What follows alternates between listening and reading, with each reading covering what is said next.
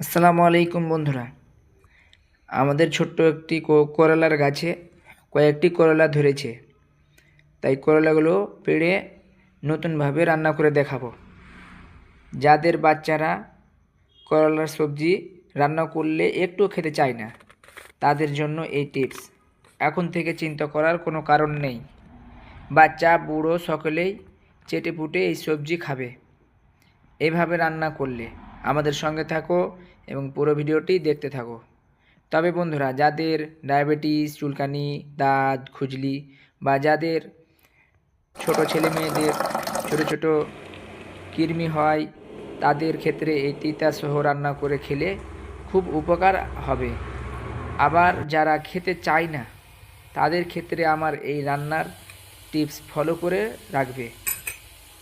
বন্ধুরা, আমি এটা আলু দিয়ে রান্না করলাম, চাইলে আপনারা অন্য কোনো সবজি বা আলাদাভাবে রান্না করে খেতে পারবেন।